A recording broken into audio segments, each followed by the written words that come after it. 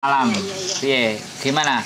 Tolong tidak disebutin nama dan identitas Iya. siapapun ya, karena Iya, iya, konten iya. ini akan naik ke YouTube. Piye, piye, piye. Oke, oke, oke. Ini temennya Ini sampean tadi yang Mas, telepon ya? iya, iya. Soalnya saya lagi stres sudah. Oh, Gitu. janganlah, jangan Heeh. stres. Gimana, gimana, gimana?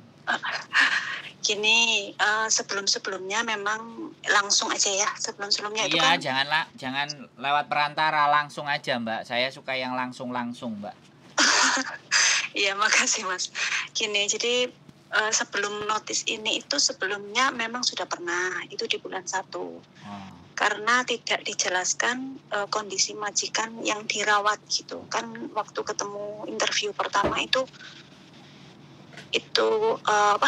neneknya itu baik gitu, baik Terus? banget. Tapi anaknya nggak ada keluar kata-kata neneknya ini ada trauma psikis gitu loh. Terus kita tanda tangan, kita kerja dari bulan September gitu. Akhirnya kita kerja, kok di minggu pertama itu sudah menunjukkan aneh. Nenek ini nggak pernah tidur hampir 24 jam. Hampir 24 jam. Terus kerjanya itu cuma mukul-mukul, ngomong sendiri, teriak-teriak, dan itu setiap tengah malam dimulai jam 11 sampai jam 8 pagi. Nanti jam 8 pagi dia tidur, tapi posisi duduk sampai jam 9, setengah 10, bangun langsung saimin, sudah depan TV, udah nggak tidur, terus begitu terus tiap hari. Nah terus saya aneh kan, tak pikir, tak tanya ke majikan, apa ini ada sesuatu gitu loh. Terus majikan bilang, iya nenek punya trauma gitu. Oh oke, kamu adaptasi dulu ya. Oke, saya coba, tak bilang gitu. Nunggu sampai 1 bulan. 1 bulan kok kondisi saya kok malah lebih menurun karena kan sama sekali nggak tidur. Jadi terpaksa konsumsi obat sakit kepala itu Panadol. Kita juga majikan juga bawa ke Yisang untuk periksa. Memang kondisinya memang tekanan darah langsung naik. Tapi nggak apa-apa, tetap tak jalani gitu. Sampai bulan Desember. Bulan Desember akhir bulan saya ngomong ke majikan, maaf kalau bulan depan saya misalnya nggak lanjut bagaimana? Soalnya badan saya nggak kuat kalau nggak tidur. Oke, gini aja kita kasih solusi, nanti Singsang nanti siang datang untuk nemenin kamu bisa istirahat. Nanti kalau kamu istirahat malam bisa sedikit ada tenaga katanya gitu. Ternyata itu cuma dijalani dalam 2 minggu pertama. Setelah itu nggak ada lagi. Nah di bulan Januari itu, bulan Januari minggu kedua, akhirnya tak kasih notis. Memang sudah nggak tahan karena nenek sudah emosinya sudah nggak terkontrol dan mulai mukul. Setiap dibantu karena dia nggak bisa kecisukan otomatis. Maaf, BAB dan BAK itu di kamar pakai kursi dan itu setiap malam itu hampir 20 kali BAK, 3 kali BAB gitu di kamar tidur gitu. Oke, nggak apa-apa. Terus tapi bilang majikan ini saya kasih notis, 1 month notice, next month saya harus keluar, dia bilang gitu. Tapi kan ini Singsangnya 3, nomor 1, 2, 3 laki semua kan anaknya. Terus nomor 3 ini bilang, tolong kamu jangan pergi dulu sampai kita dapat CC baru. Oke, nggak apa-apa. Sambil itu kita bantu kamu tidur di kamar sebelah, nggak tidur sama mama kita, supaya kamu bisa istirahat. Sebenarnya nggak apa-apa kalau nggak mukul gitu loh. Terus Singsang bilang, kita naikkan gaji kamu, tapi kamu di sini dulu gitu. Tolong dicabut ya, karena kemanusiaan dan kita orang Indonesia masih punya hati kan. Saya bilang, oke, saya mau bantu, bilang gitu. Tapi ternyata gaji memang dijadikan dari normal ke 5.000.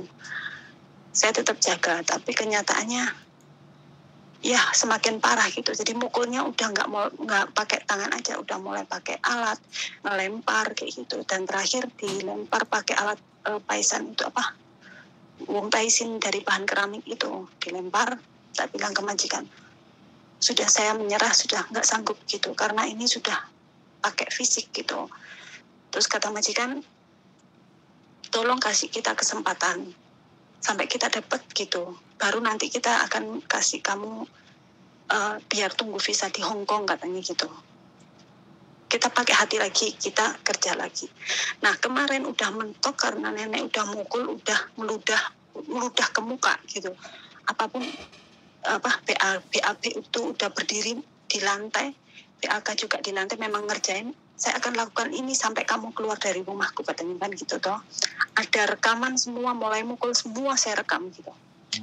Tanggal 2 kemarin saya ke agent, saya bilang ke agent, saya mau notis yang kedua ini, saya mau sampai saya keluar. Harus dipastikan ini nggak boleh di cancel, tak bilang gitu toh. Terus agent bilang, ya oke, kamu memang nggak sanggup, udah. Tanya, ya. Dibikinkan surat notis, nanti kasih ke majikan, iya. Nyampe rumah saya kasih ke majikan. Kata majikan, tolonglah kamu sabar dulu. Tak bilang, sorry Singsang, saya sudah nggak bisa. Saya harus keluar karena ini bukan karena gaji, tapi karena saya di sini udah tersiksa depresi. batin. Iya, depresi Ya, gitu. Jadi tekanan mental. Oke, terus lanjut. Mental udah nggak sanggup kan gitu. Siap. Nah, Nggak nangis kan Samen? Samen nggak nangis kan? Nangis sedikit. Sedikit nggak apa-apa, sedikit kan.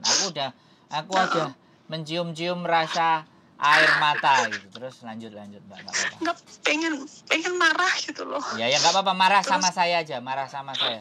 Lampiaskan ke saya nggak apa-apa. Saya sudah tahu perasaan Samen. Lanjut. Terus minggu kemarin itu kan saya libur, ditemenin sama temen. Tadi kan saya cerita, feelingku kok nggak enak. Yo, saya pengen telepon ke agent, saya pengen nanya hasil notisku udah dikirim belum ke imigrasi, tak bilang gitu. Ya coba tanya katanya. Atau kita ke tempat Miss Yuni hari Minggu kemarin, saya udah ke sana gitu. Terus saya telepon ke agent, terus agent kirim voice katanya, iya majikan kamu udah ngizinin kok, nggak mempermasalahkan kamu keluar, katanya gitu. Terus tak bilang, oke, makasih. Lah ini tadi hari Kamis kemarin kan nenek dimasukkan ke rumah sakit karena sakit, nggak mau makan, nggak mau minum. Alhamdulillah. Nggak mau tidur. Terus. Kasihan sebenarnya, kasihan. Iya, gitu. Samen punya perasaan. Saya cuma alhamdulillah saja. Samen bisa bernafas gitu loh. Samen yang bisa bernafas. Iya. Lanjut. Terus?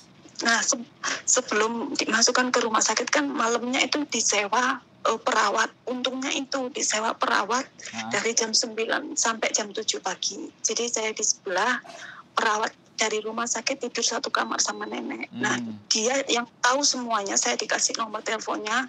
Kalau kamu butuh bantuan ngomong ke majikan kamu, saya bisa ngomong. Kamu nggak bisa di sini karena ini sudah sangat kamu depresi yang parah, katanya gitu. Terus saya bilang ke perawatnya, Sinta nggak percaya saya ngomongin orang tuanya kayak apa, nggak percaya. Tapi saya juga nggak tahan, saya perawat loh, saya angkat tangan ngerawat dia, katanya gitu toh. Terus hari ini saya kedatangan majikan nomor 1. Terus saya bilang, dia bilang, nanti bulan depan saya tanggal 2 pergi Loyang.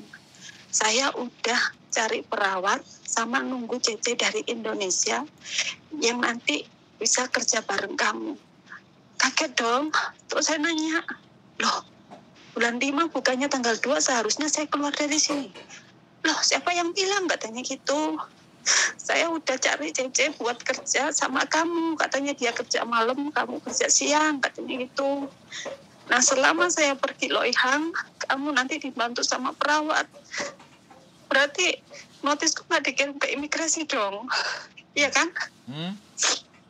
Terus? Berarti notisnya, iya tadi ke agent lagi, katanya agent malah saya disuruh sabar karena Singsangmu semua baik, katanya gitu.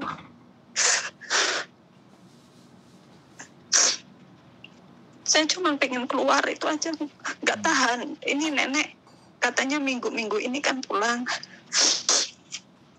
balik ke rumah gitu. Dalam kondisi orangnya seperti itu, saya harus apa gitu. Oke,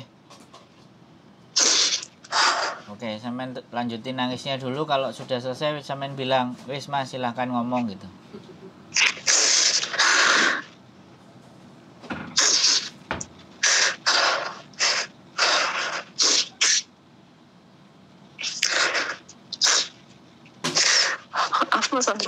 nggak apa-apa. Saya mengerti perasaan sampean, Mbak. Aku pun kalau di posisi yang seperti itu mungkin kalau aku wanita ya menangis. Karena aku pria, jadi aku anti menangis, Mbak. Jadi ya nggak apa-apa. Nggak apa-apa, aku ngerti. Jadi gini ya, kan secara peraturan, sekali lagi secara peraturan, memang keluar 1 bulan. Tapi kan sudah sangat-sangat tidak tahan seperti ini ya. Yang terjadi kalau sampean tetap maksa harus hari ini keluar, satu-satunya jalan adalah bayar duit ke majikan 1 kali gaji, terus sampean cabut. Gak apa-apa.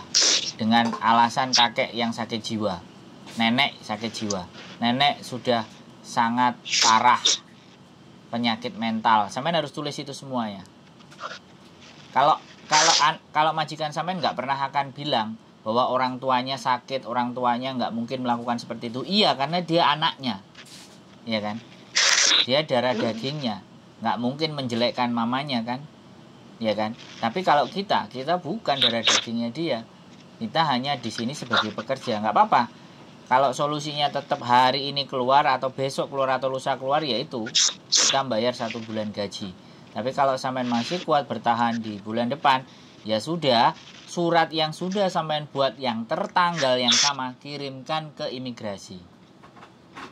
Kalau sampean masih bisa ya Mas Sandro ya? Oh, masih sangat masih bisa. Berarti sampean nggak bisa mempercayai agen lagi. Sampean kirim ke imigrasi itu bisa datang langsung, bisa juga ke imigrasi langsung, bisa pakai pos, juga bisa pakai pos yang berbayar, terserah sampean. Kalau sampean mau diproses yang cepat, ya itu bisa langsung. Kalau langsung itu misal hari Minggu bisa Mas Sandro ya? Karena hari Minggu tidak bisa. Hari Minggu imigrasi tutup. Hari Sabtu setengah hari sampai jam 12. Oh gitu. Ya hari biasa. Ya ini kalau lagi nggak ada mbahnya ya langsung. Karena kan enggak kan gimana? CCTV-nya nyala, CCTV ada, jadi ya kan SMS lah sama mereka, sampai nggak tahan, aku mau taruh aku mau langsung kirim surat 1 month notice-ku ini ke imigrasi. Soalnya saya sudah hilang percaya sama agent, sudah ini 2 kali udah ditipu gitu loh, nggak mereka nggak mau bantu. Nah udah, iya. gitu. Nah iya mbak, ya kan. Sekarang kalau sampean nggak mau kehilangan uang, ya izin, nggak apa-apa, izin minta dikasih dan tidak izin. Memang harus ada izin, ada bukti izinnya. Oh iya. Kalau memang sampean wis mentok daripada sampean yang stres, yaitu sampean mau kehilangan uang 473 1 bulan gaji, ya kan? Atau sampean bersabar menunggu, itu kan peraturan mbak. Aku nggak bisa. Iya. Peraturan sama perasaan ini nggak bisa dibarengkan mbak, intinya kan, iya kan? Karena memang sampean kecewa sudah sama agent. Kalau aku mbak ya kan, karena ini kan kondisinya beda-beda. Kalau saya orangnya nggak terima mentok, makanya saya harus nabung dan nyelengi. Kalau suatu saat kejadian hal seperti ini, aku bisa mengembalikan uangnya majikan gitu. Karena sudah daripada saya yang gila kan kita bisa bicara seperti itu kan. Tapi orang-orang ada yang bilang, Dro, kamu juga harus bisa nenangin mereka. Dro, kamu juga harus bisa. Depresi, Mas. Kenapa? Udah ikut depresi, ikut stres kayak nenek lama-lama. Satu-satunya jalan kalau nggak bisa 1 month notice, ya hari itu keluar, hari itu sampean bayar ke majikan, tulis surat semuanya, taruh atau kasih ke agent, foto ada buktinya, tanda tangan, sampean pergi. Kalau nggak mau nemuin itu majikan. Meskipun majikan nggak mau tanda tangan ya. Enggak, boleh memutuskan kontrak secara sepihak, itu boleh, itu ada aturannya. Oke. Tidak hanya dari dia saja, dari sampean sendiri langsung lapor ke imigrasi, ibaratnya saya siap membayar dendanya, ibaratnya kalau agent sampean ceritakan, agent juga nggak bisa dipercaya, saya langsung ke surat imigrasi saja, saya nggak ketemu singsang, saya titip duit, tapi imigrasi pasti nggak akan terima. imigrasi nggak akan terima duit. Ya udah sirat hari itu juga nanti membayar dendanya sampean nggak apa-apa. Belakangan kalau sudah ketemu sama majikan atau di agent, yang penting sampean keluar dari situ. Kan pinginnya itu toh. Iya. Itu salah satu cara sudah. Atau sekali lagi pada saat sampean di situ majikan sampean ngelemparin benda sesuatu yang berbahaya buat sampean hindari, sampean langsung telepon polisi. Jam itu juga, alamat itu juga, polisi akan datang. Itu salah satu cara kalau kita nggak mau one man notice. Karena artinya kan membahayakan. Maka polisi akan memberikan kewenangan atau menyuruh sampean untuk tidak tinggal di situ. Bisa dipahami nggak? Ini salah satu trik dan cara. Nah, caranya begitu. Begitu sampean dia sudah mau lempar breng, telepon 99, alamatnya ini, nama sampean sebutkan, KTP sampean sebutkan, polisi datang ke atas, lihat perlakuannya, gitu. Bisa dipahami? Sorry, saya tidak marah ya Mbak, karena saya laki-laki, kadang saya mau larut ke dalam sampean, saya nggak bisa membawa sampean keluar dari persoalan ini, makanya saya harus posisinya netral. Gimana? Tadi juga gitu kan mikir, saya bilang karena saya masih shock kan tadi. Tak bilang kalau saya keluar ini sekarang karena posisi gak ada majikan takutnya dituduh macam-macam kan gitu tuh. Ya telepon polisi saja nggak apa-apa. Hari ini saya keluar, polisi yang jadi saksinya suruh cek barang saya, sampean semuanya nggak apa-apa, semuanya serba polisi. Karena memang nggak ada orang, sekali lagi. Ya sekarang kalau nggak ada orang kan nggak ada masalah toh. Sampean bisa bertenang, kalau sampean bisa ibadah, tenangkan hati. Ya kalau Nasrani ya sampean berdoa berlutut, tapi kalau sampean Muslim ya saling bentangkan sajadahnya dan berdoa kan, karena nggak ada nenek toh kan? Nggak ada nenek tapi tetap nggak bisa tidur karena kayak udah ketakutan jadi dengar suara. Oke. Berarti itu depresi dan trauma. Kalau begitu nggak apa-apa, telepon aja polisi ketakutan. Udah, polisi nanti akan telepon majikan sampean. Satu-satunya kalau sampean merasa tidak nyaman di tempat tersebut, polisi lah yang bisa membantu. Saya bantunya gimana? Saya nunggoi di sana. Waduh, siapa kalian? Siapa kamu? Gitu lagi kan, masalah lagi. Gak apa-apa. Saya merasa tidak nyaman. Kenapa? Ada apa keluhan? Saya tidak nyaman, saya tidak tenang tinggal di sini, saya trauma, bla bla bla bla. Sampaikan ke polisi aja.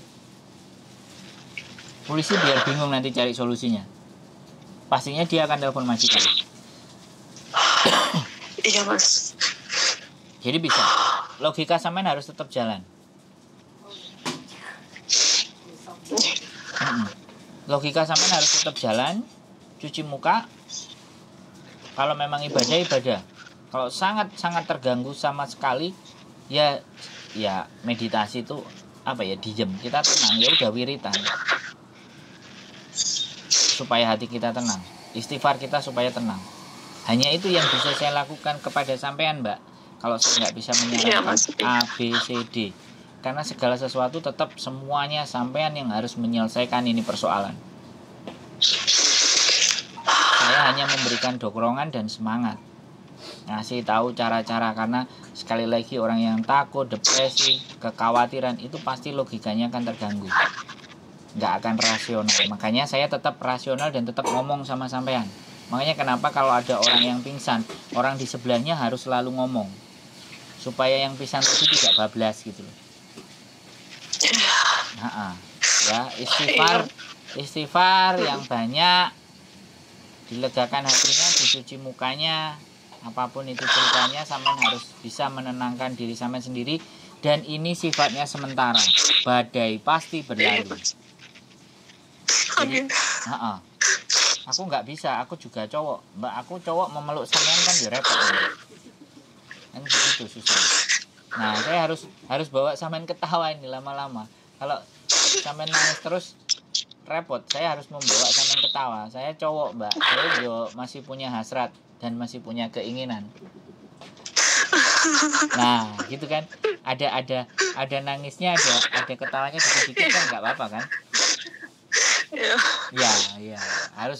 Aku sebenarnya kepingin menghibur kalau yang ketemu yang nangis-nangis seperti ini gitu. Jadi pinginnya seperti itu. Sing garai sampean nggak bisa tak bawa ke sini tinggal di sini, sampean nggak bisa tak bawa ke rumah singgah, itu akan menjadi masalah gitu loh. Bener kan? Gak lagi nih lega mas. Lega gitu. Sampean gak iso tak adai koper terus tak gowo tak gelindingno, gowo troli kan nggak mungkin gitu loh. Nanti dikirain penculikan kan tambah bahaya gitu. Ya, nggak apa-apa mbak. Ini hanya sementara, pasti akan berlalu. Ini bagian dari ujian, ada sesuatu yang akan diberikan sama Gusti Allah kepada sampean yang lebih besar. Saya selalu yakin. Amin. Saya selalu yakin. Kalau sampean sabar, berbesar hati menerima, karena yang masak ini sudah bau dagingnya mau buka ini kan, makanya wahing-wahing. Jadi kalau sampean menerima dengan ikhlas, lapang dada, percaya, menguatkan hati, menguatkan diri, berdamai dengan diri sampean sendiri bahwa ada sesuatu yang dipersiapkan yang lebih baik buat sampean. Aku sih selalu percaya seperti itu mbak. Karena zaman dulu itu uripku ya remuk, tapi ya yakin saiki enak. Duwe wong ngeteri gitu loh mbak. Tapi prosesnya kan harus bambung dhisik, turu Victoria dhisik gitu kan. Harus keleson dhisik, poso Senin Kemis dhisik gitu. Dan hasil hari ini. Dan aku kepingin menguatkan teman-teman yang semampu saya bisa. Begitu ceritanya. Yang jangan dipaksakan ya kan. Kalau yang dipaksakan tadi sampean tak lempit, tak lebokno koper, tak go troli ke rumah singgah, terus sampean tenang. Nah itu kan sesuatu yang sangat dipaksakan gitu loh mbak. Ya rasanya plong gitu. Siap. Makasih Mas Andro. Yang penting sampean nelpon garangan ya. Dan jangan sampai ngangkat teleponnya garangan. Oh enggak. Nanti sampean ditipu, terus disayang-sayang sama mereka, dimintain duit, terus dicalui gambar-gambar dan video porno, kan repot toh mbak ya. Oke, situasi sampean soalnya lagi rawan ya. Jangan telepon garangan, teleponnya kalau nggak saya ya Miss Juni aja. Ya, senyum mbak ya. Iya Mas Andro. Senyum. Iya, makasih Mas Andro. Saya berusaha menghibur, saya tidak mau larut, walaupun sebenarnya hati saya rada tersayat, tapi yo motoku tak lapane lah ben gak ketok nek melok sedih sampean ngono lho. Jadi apa-apae. Adalah sini nang kamera ini subscriberku pasti nonton. Nanti nak konten sampean nonton no. Ya, semangat mbak. Yakin ini hanya berlangsung sementara. Kalau perlu 2-3 hari selesai. Kalau bisa nenek di rumah sakit terus, tidak bisa diputuskan untuk pulang karena ada gangguan jiwa. Nah itu baru minta sama Tuhan ya, supaya diberikan jalan terbaik buat sampean. Yakin 2-3 hari jalannya akan muncul dan kelihatan. Dan pasti sampean pasti telepon aku, Mas Andro ayo ngopi. Sampean njaluk kopi apa? Itu sesuatu yang saya suka mbak. Amin. Oke. Nanti kalau saya keluar pasti telepon Mas Andro nanti. Yes, alhamdulillah, mantap. Ya. Makasih Mas Andro ya. Semangat ya Mbak semangat. Kita ada di belakang sampean untuk menguatkan. Oke? Oke, makasih Mas. Sehat selalu Mbak yuk, bye bye. Terima kasih, bye bye. Oke teman-teman semuanya ya. Akhirnya yo ngrungokno iki sedih lah teman-teman, sumpah. Yang kayak gini nih piye ya, tapi ya kita bisanya hanya meminta ke Gusti Allah ya. Harusnya saya nggak ikut nangis ya, tapi nggak manusia gitu loh kak. Orang yang nggak bisa ngerasakan, saya nggak bisa orang, wah itu masalahmu, ya itu kegoblokanmu, itu kemalasanmu, kowe gak iso gelem maca, gak gelem. Saya nggak bisa seperti itu ya teman-teman. Artinya segala sesuatu itu tidak sesuai. Banyak yang tidak sesuai apa yang kita bayangkan. Tapi yakin ketika kalian banyak berbuat baik, kebaikan-kebaikan itu akan datang dengan sendirinya. Dan pertolongan-pertolongan itu pasti. Dan saya yakin karena saya pernah mengalaminya. Selama saya berbuat jahat, selama saya berbuat tidak baik seenaknya, sakarepe dhewe, sak senenge, tanpa mengabaikan perasaan orang, maka yang terjadi kesusahan, kesumpekan, keruwetan. Tapi ketika saya bisa melakukan kebaikan, berempati, bersimpati, bisa membantu, alhamdulillah semua jalan kebuka semua. Pak. Saya yakin itu, aku yakin. Saya mudah-mudahan keyakinan itu juga ada dalam diri kalian semuanya. Keep stay tune my YouTube channel and see you.